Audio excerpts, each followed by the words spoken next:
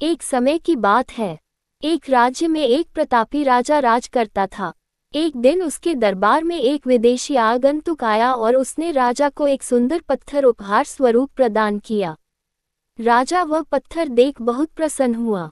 उसने उस पत्थर से भगवान विष्णु की प्रतिमा का निर्माण कर उसे राज्य के मंदिर में स्थापित करने का निर्णय लिया और प्रतिमा निर्माण का कार्य राज्य के महामंत्री को सौंप दिया।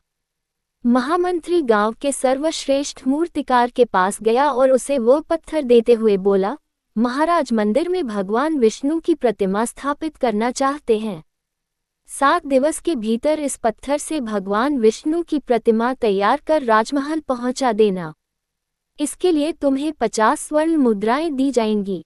50 स्वर्ण मुद्राओं की बात सुनकर मूर्तिकार खुश हो गया और महामंत्री के जाने के उपरांत प्रतिमा का निर्माण कार्य प्रारंभ करने के उद्देश्य से अपने औजार निकाल लिए।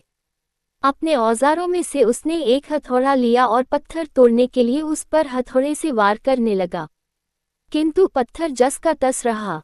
मूर्तिकार ने हथौड़े के कई वार पत्थर पर किए, किंतु पत्थर नहीं टूटा। 50 बार प्रयास करने के उपरांत मूर्तिकार ने अंतिम बार प्रयास करने के उद्देश्य से हथौड़ा उठाया, किंतु ये सोचकर हथौड़े पर प्रहार करने के पूर्व ही उसने हाथ खींच लिया कि जब 50 बार वार करने से पत्थर नहीं टूटा तो अब क्या टूटेगा।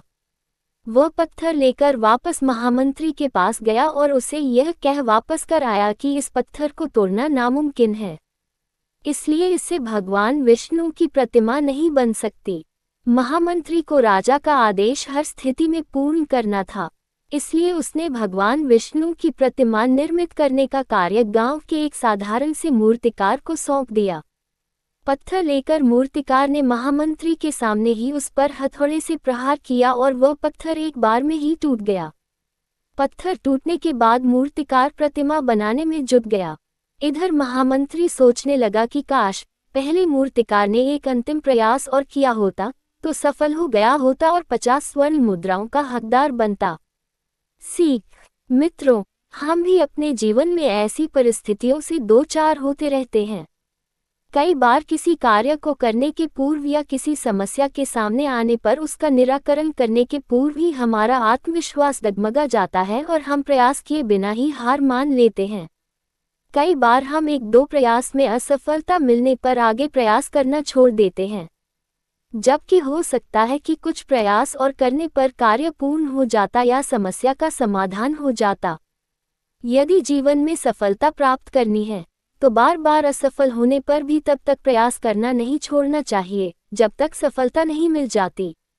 क्या पता जिस प्रयास को करने के पूर्व हम हाथ खींच ले वही हमारा अंतिम प्रयास हो और उसमें हमें कामयाबी प्राप्त हो जाए।